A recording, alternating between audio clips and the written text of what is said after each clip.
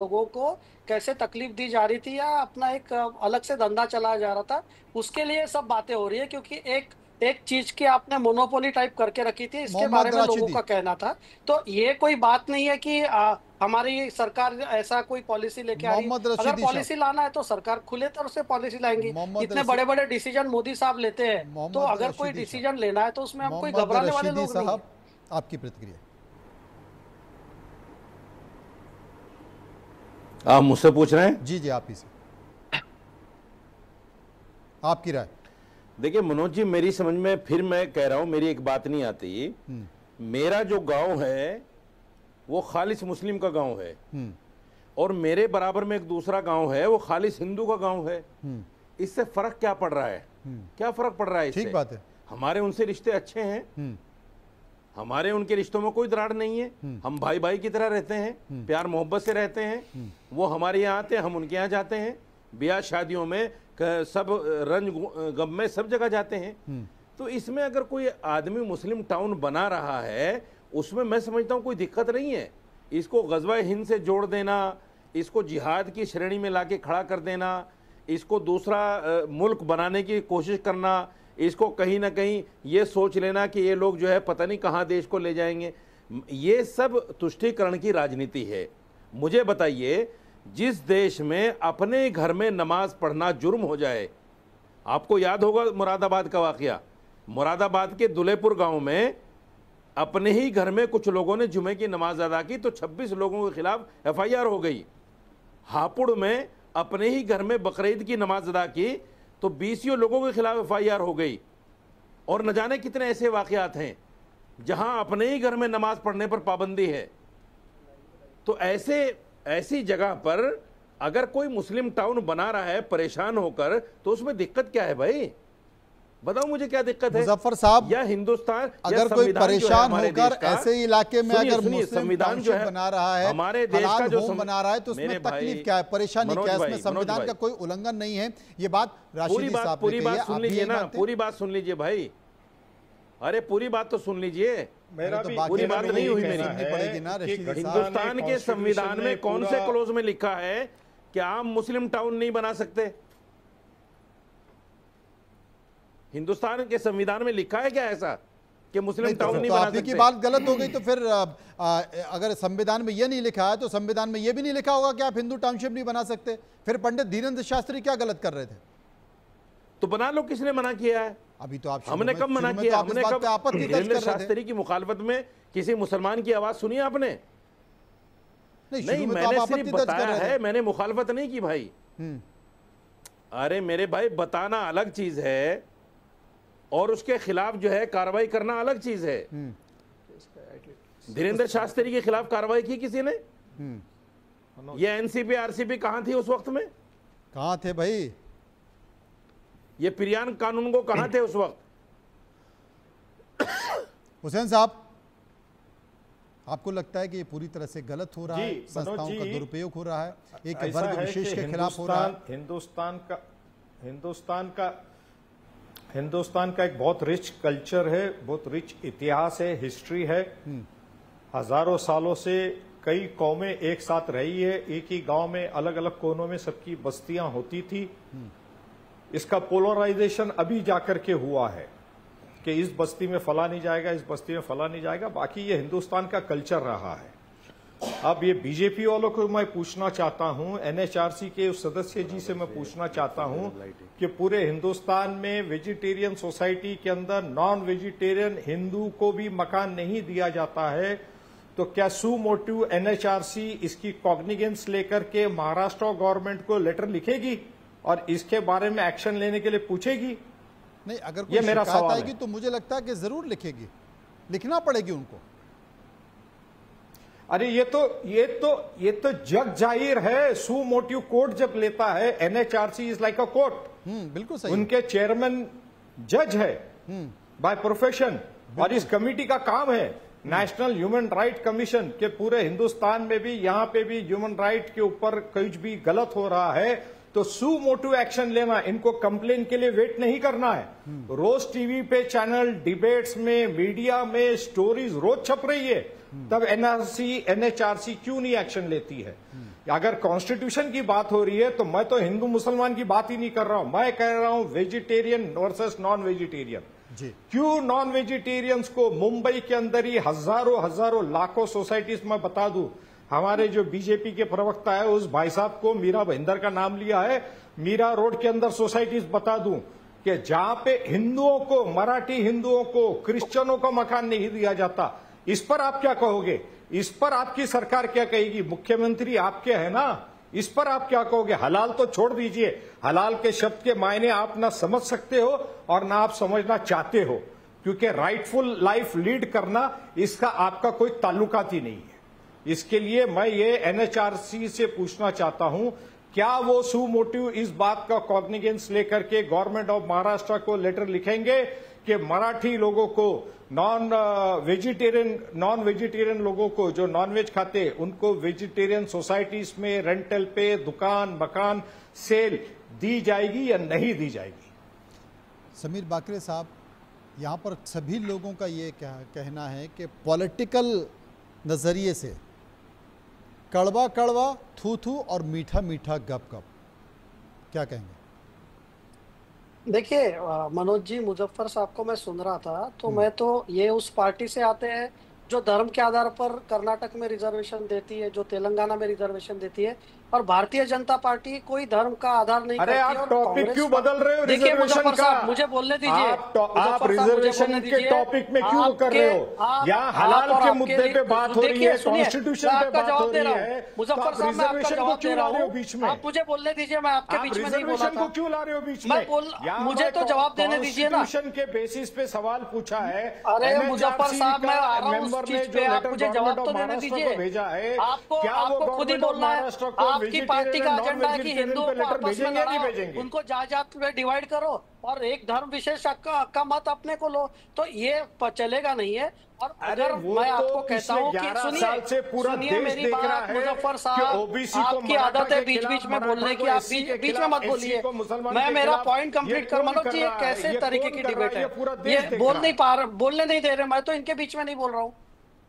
अगर Maharashtra cooperative housing society act में ये प्रोविजन है कि अगर कोई किसी की कंप्लेंट है, तो ऐसे कई केसेस हुए हैं, कोऑपरेटिव कोर्ट में हुए हैं और हाई कोर्ट में और सुप्रीम कोर्ट में हुए, जहां अगर किसी ने कंप्लेंट किया कि हमको डिस्क्रिमिनेट किया जा रहा है, तो उसका कॉग्निजेंस स्टेट गवर्नमेंट भी लेगी और उसका कॉग्निजेंस कोर्ट्स भी लेगी। तो आप सिर्फ ऐसे हवा में बात मत कीजिए कि ऐसा होता है। अगर किसी की स्पेसिफिक कंप्लेंट है तो कंप्लेंट करे, जैसे कि आज किसी के ध्यान में आया कि ये हलाल होम बना रहे तो कंप्लेंट हुई, उसकी नोटिस इश्यू हुई। अगर आपके ध्यान में कोई चीज है तो आप लाइए ना सरकार के सामने, सरकार उसके ऊपर एक्शन लेगी या कोर्ट एक्शन लेगा। तो एक तरीके की बात करना, और हम आज हलाल होम की बात कर रहे हैं तो आप वेज नॉन वेज पे लेके जा रहे हैं, तो ये बात है डाइवर्शनरी टैक्टिक्स है। आप जो चीज है मुस्लिम कॉलोनी बनना क्या सही है? क्या संविधान से आप बोल रहे कि हलाल is a independent way of life, कल आप बोलेंगे कि जहां वहां लोग जो रहते हैं वो संविधान नहीं मानेंगे, शरिया कानून मानेंगे। तो ये तो कैसा है कि it is opening like a Pandora's box. आप एक संविधान के अंदर, डॉक्टर बाबा साहेब अम्बेडकर के संविधान के अंदर हम सब लोग बांधे हुए हैं। आप हमारा ऐसा, हमारे इलाके, अरे भाई साहब एक बार ये देश विभाजित हो चुका है, आप कृपया करके समाज को धर्म और जाति में मत बांटिए। आज हिंदुस्तान एक बहुत अच्छी इकोनॉमी हो रहा है, अगर आप सब समाज को साथ में रखेंगे, धर्मों को साथ में रखेंगे, क्यों तो उसका बेनिफिट सबको मिलने वाला है। तो हुसैन साहब आप क्यों मुस्कुरा रहे हैं? हुसैन साहब क्यों मुस्कुरा रहे हैं, जरा बताइए। People who is dividing the society he is talking. Hussain साहब क्यों मुस्कुरा रहा हूं कि ये बोलते इस देश को डिवाइड मत करो, इस देश को हिंदू मुस्लिम तो छोड़ दो, हिंदुओं में डिवाइड करने का काम पिछले 12-15 सालों में हुआ है। रशीदी साहब क्या कहना चाह रहे हैं, बताइए। एसटी को, ओबीसी को, हरिजनों को, इनको डिवाइड कर दिया। मुसलमान तो बहुत दूर की बात है, मुसलमान तो 12% है, उनको क्या डिवाइड करोगे? रशीदी साहब कुछ कह रहे हैं। आपको जरूरत नहीं हो तो उनका नाम आप मुसलमानों का सिर्फ 90% हिंदू वोट को कंसोलिडेट करने के लिए ये सारे मुद्दे उठाते हो। यहाँ डिबेट शुरू हुआ है एनएचआरसी के मुद्दे पे। एनएचआरसी के मुद्दे के ऊपर बात करने को बीजेपी के स्पोक्स पर्सन तैयार नहीं है। कॉन्स्टिट्यूशनल ऑटोनोमस बॉडी है, उसको सू मोटिव ये लेना चाहिए। अच्छा रशीदी साहब, मैं आपसे एक बात पूछना चाहता हूं, अगर इतनी ही आपत्ति है, इतनी भी आपत्ति है, बहुत सारे ऐसे मामले हैं जो कि सरकार के फैसले हैं, सरकार ले लेती है, तमाम सरकार की संस्थाएं ले लेती हैं, उसे लेकर कोर्ट भी जाया जाता है। क्या अगर राष्ट्रीय मानवाधिकार आयोग ने ये सुओ मोटो लिया है, क्या इसके निर्णय के खिलाफ कोर्ट नहीं जा सकते कि साहब ये क्या निर्णय लिया जा रहा है, अगर संविधान के खिलाफ है? सारे मामलों में मुसलमान ही क्यों कोर्ट जाए मनोज जी? सारे अधिकार है, मुसलमान ही क्यों कोर्ट जाएं? आपका अधिकार है। नहीं, मुसलमान ही क्यों जाए? मेरा एक सवाल है ये कि मुसलमान ही क्यों कोर्ट जी जाए? जिस तरह से अगर आप कह रहे हैं कि इस देश के एक संवैधानिक संस्था ने गलत फैसला लिया है, गलत निर्णय लिया है, तो आपको जाके उनके खिलाफ कोर्ट में, वही एक तरीका है ना, वही जा सकते हैं, और तो कोई तरीका है नहीं। हाँ, मेरी बात सुनिए, मेरी बात सुनिए, मेरी बात सुनिए, बताइए।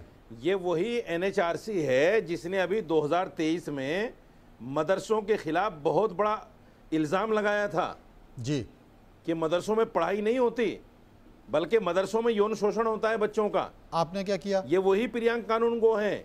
आपने क्या किया? फिर वही बात कि आपने क्या किया है। कमाल कर रहे हैं। मुसलमान क्या क्या करेगा भाई? अरे मदरसों के खिलाफ इतनी बड़ी टिप्पणी कर दी और आप उसको सुन के चुप रह गए। उसमें जहर उगला जाता है, क्या करेगा मुसलमान? आप चुप रह गए। क्या करेगा मुसलमान? कोर्ट सुनता है हमारी? कोर्ट नहीं सुनता हमारी। अब देखो कितनी मस्जिदों में मुकदमे हैं, कितनी मस्जिदों के सर्वे हो रहे हैं, हर मस्जिद में मंदिर ढूंढा जा रहा है। कहां जाएगा मुसलमान? कौन सुन रहा है मुसलमान की? संकट। बाबरी मस्जिद का हश्र आपने देख लिया, सबके सामने दिन दहाड़े जिस तरह उसको ढाया गया और मंदिर बन गया। कहां जाएगा मुसलमान?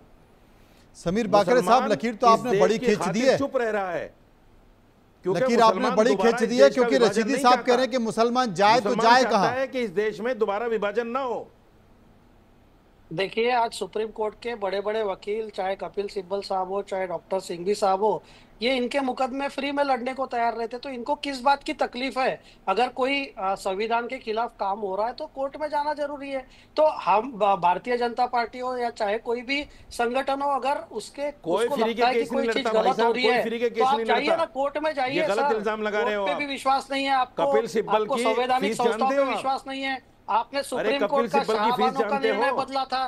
तो मैं पूछना चाहता हूँ कि किस तरीके की हालात लाइव जो बता रहे थे अभी, क्या शाहबानो जी का जो निर्णय सुप्रीम कोर्ट का था वो संसद में जाके बदलने के लिए कांग्रेस पार्टी पे किसका प्रेशर था? स्वर्गीय राजीव गांधी ने क्यों वो निर्णय बदला? तो आप देखिए, ये जो तुष्टीकरण की राजनीति है, इसके तहत ये सपोर्ट कर रहे। हम तो नहीं कह रहे ना कि हिंदू की कोई कॉलोनी बने या मुसलमान की बने। अगर हम बोलते हैं कि हिंदू की कॉलोनी बने, अगर हम उसको सपोर्ट करते तो आपकी बात सही है। लेकिन जब हमारे मोदी साहब कह रहे हैं कि सबका साथ, सबका विकास, सबका प्रयास, तो आपको इसमें तकलीफ इसलिए हो रही है क्योंकि आपके समाज के भी धर्म के मैक्सिमम लोग आज बीजेपी के वोटर बन चुके हैं। ट्रिपल तलाक के कारण हमारी मुस्लिम बहनें वोटर्स बन चुकी है, और जो उनको बताया गया इतने साल गरीब रखा गया वो समझ में आ रहा है। तो कुछ चुनिंदा लोग जो है ये हलाल होम और ऐसा करके एक प्रयोग करना चाहते हैं। लेकिन महाराष्ट्र की सरकार देवेंद्र जी के नेतृत्व में इतनी मजबूत है कि ऐसा कोई यहाँ पर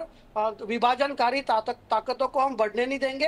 अगर कानून और संविधान के खिलाफ होगा तो हम उस पर सख्त एक्शन लेंगे। महेश चव्हाण जी हमारे साथ बने हुए। महेश चव्हाण जी, आपकी राय?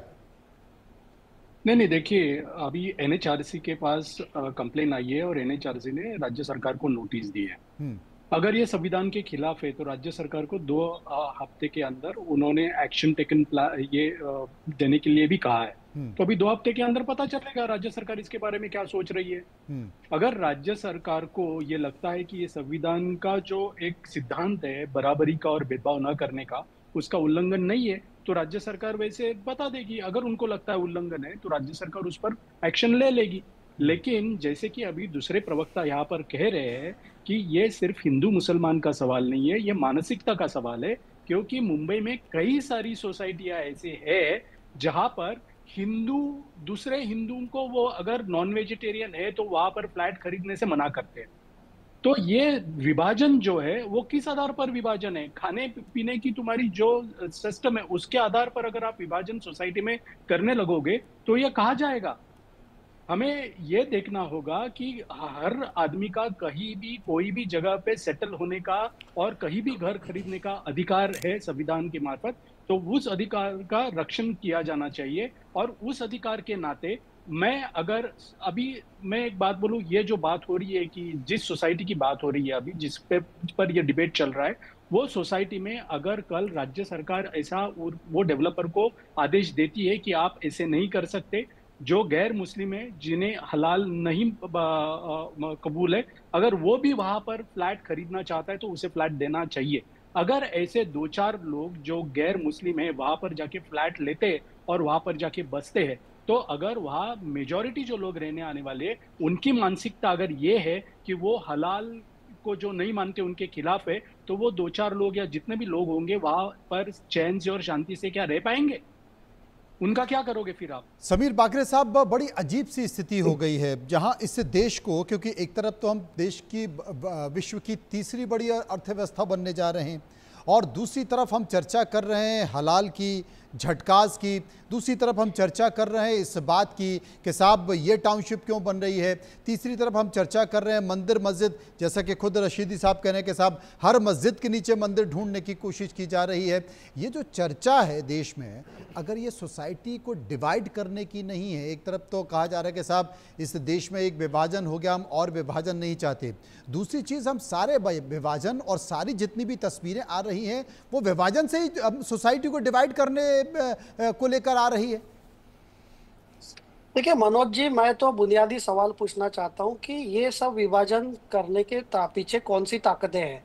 क्योंकि कैसा है, अगर आप चुनाव बैलेट से या ईवीएम से नहीं जीत सकते तो समाज में विभाजनकारी ताकतों को आप बल देते हैं और चुनी हुई सरकार के खिलाफ एक और संस्थाओं के खिलाफ एक आप वातावरण बनाते हैं कि भाई ऐसा हो रहा है वैसा हो रहा है। तो मैं तो ऐसा चाहता हूँ, या हमारी पार्टी ये मानती है कि समाज में किसी भी तरीके का विभाजन नहीं होना चाहिए। अगर कोई मस्जिद के नीचे कोई मंदिर ढूंढने की कोशिश कर रहा है तो हमारे परम पूज्य डॉक्टर मोहन जी भागवत ने कहा है, हिंदू समाज को एड्रेस करते हुए कहा कि आप ऐसा मत कीजिए। हमारे जो धर्म के स्थान थे, चाहे वो राम जन्मभूमि हो, मथुरा काशी हो, उन्होंने मथुरा काशी के बारे में भी अपील किया है कि अगर हम बाकी सब चीजें छोड़ रहे तो आप ये 2 चीजें का विचार कीजिए। तो हम हिंदू समाज करके, भारतीय जनता पार्टी करके, हम कहाँ पर किसी को बढ़ावा दे रहे कि आप ऐसा करो? और इनके कांग्रेस पार्टी हो, चाहे शरद पवार कांग्रेस पार्टी हो, इनके कई ऐसे फ्रंट्स है जो समाज में विभाजनकारी ताकतों को बढ़ावा देने की कोशिश करते हैं। तो भारतीय जनता पार्टी तो ये मानती है और हम जीते हैं। आज मनोज जी मुझे एक बात बताइए, अगर बीजेपी विभाजनकारी रहती तो पूरे महाराष्ट्र के हर प्रदेश में चुनाव जीतती क्या? देश के हर प्रदेश में चुनाव जीतती क्या? मोदी साहब 3 बार रिपीट होते क्या? 3 बार एब्सोल्यूट मेजॉरिटी के इसमें होते? इसका जवाब हम राशिद जी से ले लेंगे, इसका जवाब हम रशीदी जी से, इसका जवाब हम रशीदी जी से ले लेंगे। लेकिन हमने जो सर्वे के सवाल पूछे थे उसमें 2 सवाल और रह गए हैं, एक सवाल और ले लेते हैं। चौथा सवाल जो हमने लोगों से पूछा कि क्या धर्म आधारित कॉलोनी को लाइसेंस देना संविधान का उल्लंघन है? 77% लोगों ने कहा बिल्कुल उल्लंघन है, 23% लोगों ने कहा उल्लंघन नहीं है। सर्वे का एक और अंतिम सवाल जो हमने लोगों से पूछा, क्या धार्मिक कट्टरता को बढ़ावा देने वाले संगठनों के खिलाफ कार्रवाई होनी चाहिए? 91% लोगों ने कहा कि कोई भी हो जो भी धार्मिक कट्टरता को बढ़ावा दे रहा है उसके खिलाफ कार्रवाई होनी चाहिए। 7% लोगों ने कहा बिल्कुल नहीं होनी चाहिए और 2% लोग इस पर कुछ भी नहीं कहना चाहते थे। रशीदी साहब क्या कहें?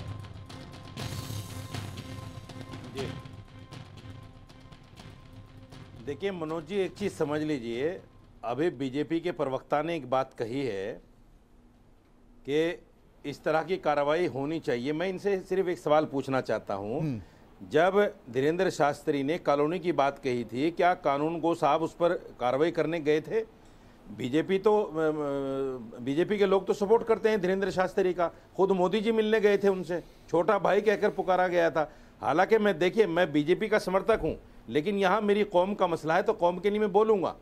मैं इसलिए बोलूँगा क्योंकि जानबूझकर इस तरह की बातें देश में हो रही हैं और आप अच्छी तरह जानते हैं, भली भांति जानते हैं कि ये सब कुछ हो रहा है। लेकिन वो करने वाले लोग कौन हैं?